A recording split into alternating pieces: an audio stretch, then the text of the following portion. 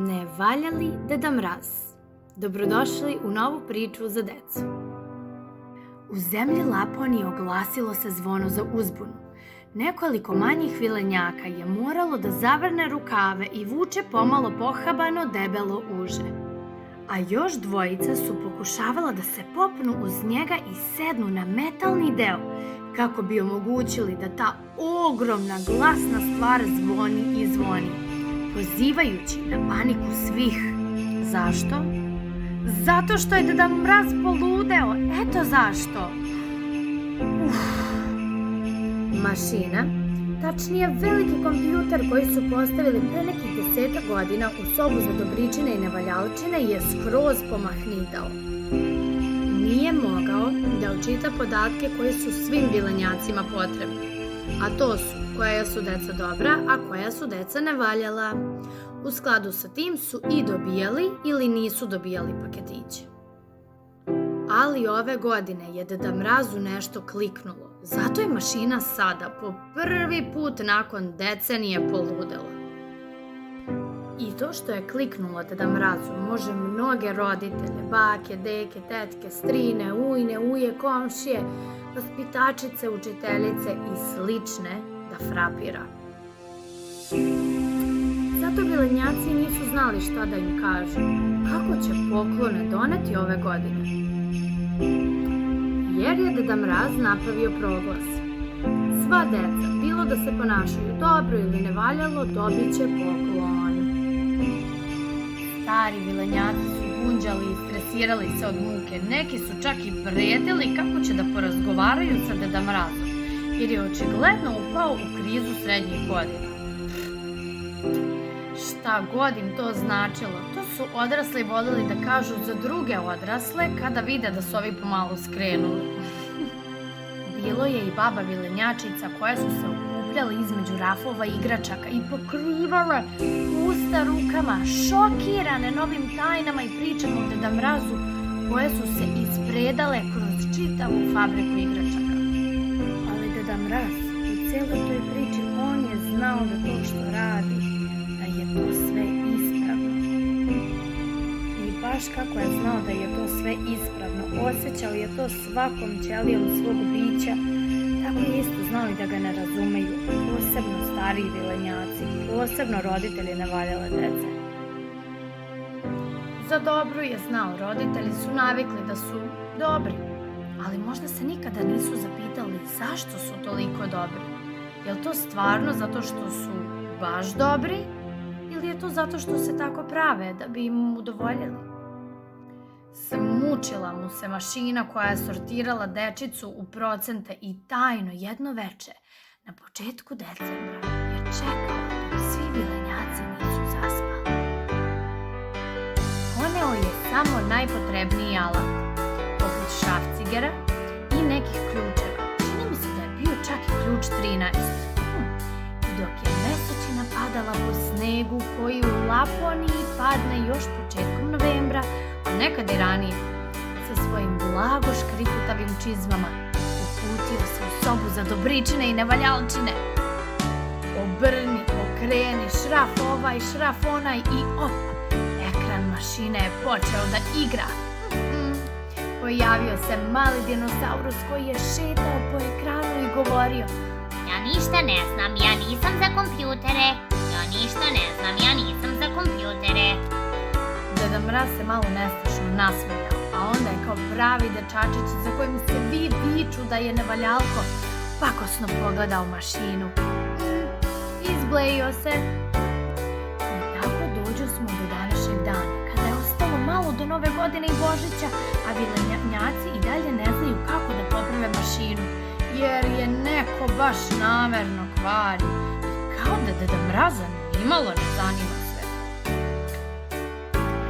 Deda Mraz se čudio kako još nisu otkrili da je on taj koji je stalno kvari. Ali nisu ni ranije pokazivali da su preterano inteligentni za intrigu, ali su zato majstori za igračke. Pam, pa, pam! Stiglo je vreme da se paketići dele. Vilenjaci su radili na traci za pakovanje paketića, a svaki je šaren, šašav, veći ili manji i svaki je jednako vredan za svako dete koje je poželelo nešto što se sakrilo u tim ukrasnim kutijama. Deda Mraz je sedeo u svojoj kancelariji i grickao kolačiće, dok je pokoja mrvica upala u gustu belu bradu, a neke su i pogodile put, pa je ispod njegove stolice već bila neprimerena količina, ali barem su se mravi radovali. Vilenjaci koji su to trebali da počiste, baš i nisu. Kada je vilenjak Radiša pokucao kod Deda Mraza i jasno i glasno rekao da su sanke spremne za poletanje, da su irvasi nahranjeni i da su pokloni utovareni, Deda Mraz je samo rekao čuveno ho ho, ho ho ho, počestio stomak i pomalo bradu, podigao kaiš preko stomaka i uputio se ka štali. Vilenjaci su između sebe dogovorili zaveru. Da bi sprečili da Deda Mraz tako ode i podeli paketiće svima, oni su pomislili da bi bilo mudro da zovu onog glavnog nevaljalca koji je živeo u šumama Laponije i koji je nekada pravio mnoge probleme, a njegovo ime je bilo Kokalo. Kokalo je bio neki zlikovac koji je imao glavu kao veliki irvas, ali imao crvene oči i noge i stomak kao čovek, ali je bio ogroman. Bio je velik kao čak 3 tate koji bi stajali jednim drugima na glavi. Deda Mraz nije mogao da pomisli da će ga njegovi vilenjaci ovako nasamariti i da će pustiti tog zlikovca blizu fabrike igračaka. Što je bilo još gore, nisu mogli da predvide koliko će Kokalo hteti da otme sve paketiće, a ne samo da nauči Deda Mraza pameti. I dok se Kokalo veselo i zlokobno cerio kad je ulazio u štalu, irvasi koji su čekali Deda Mraza se uspaničiše i počeše da viču iz sve snage. Pokušali su da odbrane paketića, ali Kokalo i ne sačekavši da siđe mraz, pojuri u šumu, ostavljajući ranjene irvase koje je udario po nekoliko puta kako bi im otao paketiće. A šta mislite, zašto je tako kukavički pobegao? Pa ko bi smeo da se usprotivi magiji Deda Mraza? U njegovoj magiji se krila ona suštinska i čista detinja sreća i ljubav, a jače i snažnije sile od te nema, ani lepše. I Deda Mraz, sav srećan, ne znajući šta se desilo, otvorio je vrata štale i ugledao je irvase kako se previjaju od bolova. Brže bolje potrča do Rudolfa, irvasa crvenog nosa koji je jedini ležao i kao da je spavao. To nije dobro, to uopšte nije dobro. Deda Mraz brzo zamisli najsrećniju scenu u svojoj glavi, a to je bila slika malog Rudolfa kako skakuće kada je bio tek mali irvas i prvi put iskusio sneg. Deda Mraz dopusti da ga magija veselih misli ponese i odjednom su iskrice radosti bile svuda oko Rudolfa. Kroz nekoliko sekundi Rudolf živnu, nepovređen. Mraz učinje isto i sa ostalim irvasima i uskoro su svi stajali na nogama. Ispričaše mu da je Kokalo provalio u štalu. Pozvaše vilenjake i dođe Javiša koji je sav pokunjen i postiđen gledao u pod. Uskoro stignu i Radiša i Majstoriša i Radilica i Belica. Irvasi im ispričaše šta se desilo, a vilenjaci su samo gledali jedni druge u oči, a dedu i Irvase nikako. Rudolf ih pogleda sumnjičavo. Jeste li vi imali nešto sa Kokalom? A ostali Irvasi iskolačiše oči. Jesmo, reče Belica i zaurla od plača. Deda Mraz je poludeo, pa smo hteli da ga naučimo pameti. Uzvrati Majstoriša, praveći se kao da ga ništa ne dotiče, a u stvari je taj stav žestokog momka prikrivao njegove suze. Deda Mraz se samo poče smejati. I ovo je bio vaš briljantni plan. Sad mu se već i stomak tresao. Vilenjaci su i dalje gledali u pod, postiđeni svojim postupcima. Pa svaka vam čast. Bile su reči Deda Mraza koje niko nije očekivao. Svi su ga pogledali ponovo kao da je zaista možda stvarno bio lud. Vidite, i vi ste sada bili nevaljalci. Ali ste to učinili jer ste verovali da je to što radite ispravno, iako nije bilo. Niste primetili da vam se sve pomutilo. Svi su začutali. Bio je u pravu kao i obično, a to je posebno nerviralo Radišu, koji je voleo da je više od svih i svega u pravu. Vreme je da ispravimo greške.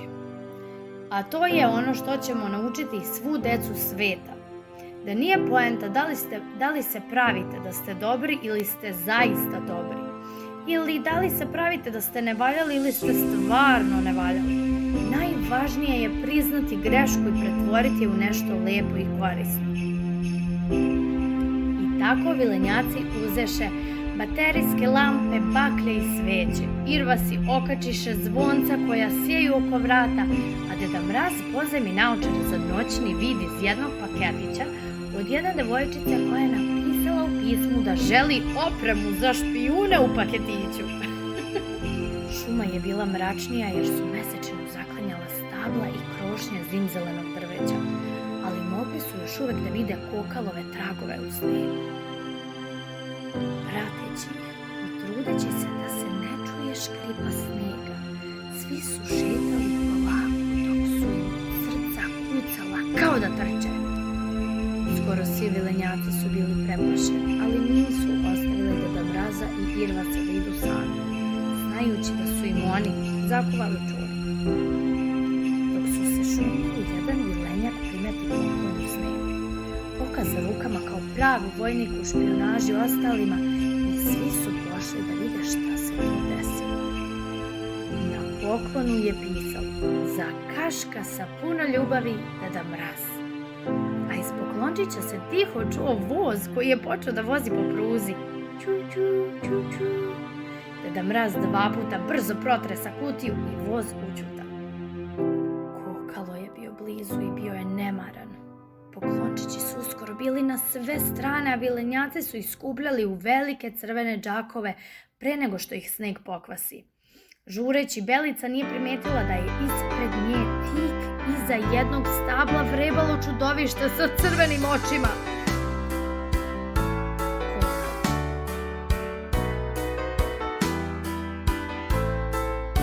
Sakrio se i čekao je pravi trenutak da skoči i uzme Belicu za talca. Ali Deda Mraz, koji je imao naočare za noćni vid, odmah primeti velike crvene oči koje su se fokusirale na malu vilenjačicu. Deda Mraz shvati da je dalje od nje, da zatvori oči i zamisli da je ispred Belice. Zamislio je sneg, drvo i kokalo raču ispred sebe. I kroz koji sekund teleportovala ga je najlepša, najradosnija i najjača magija na svijetu. Kokalo nije znao šta ga je snašlo. Našao se oči u oči sa očima boje čokolade i njegove crvene su odale samo jedno: strah. Čak se i najstrašnije čudovište plašilo, i to najslađeg dedica na svijetu. A Deda Mraz, pogledavši kako se ovaj uplašio, brzo podiže ruku. Kukalo se učinilo kao da će dobiti šamar. Ali kada je prošlo malo, Kukalo konačno otvori oči i zaprepasti se. Vilenjaci su gledali u čudu, šokirani dedinim postupkom. U desnoj ruci je držao jedan sičušni se nesigurno pomeri nazad, ali deda mu ponovo priđe i reče: izvoli, najmirnijim mogućim glasom. Kokalo uze poklon, a velike šake i ogromne kandže su se tresle. Iskoristi velike nokte kako bi rasporio poklon i u njemu je bila jedna snježna kugla. A u snježnoj kugli se nalazi Kokalo, kao malo dete sa mamom i tatom sa leve i desne strane, i to držeći ga za ruke. Ispod je pisao: svakome treba mnogo ljubavi, zagrljaja. Kokalo je počeo plakati, a vilenjaci su shvatili lekciju. Bilo dete, dobro ili nevaljalo, to nije ništa drugo nego ponašanje. Dete je dete, a kako jedna mudra pesma kaže, da ga volite i razumete. A najbolji i najbrži način da mu pokažete kako da se ponaša jeste da ga volite baš takvo kakvo je i da mu objasnite kako može na lep i fin način da ostvari sve svoje snove. Čiča miča, laku noć i srećni novogodišnji i božićni praznici.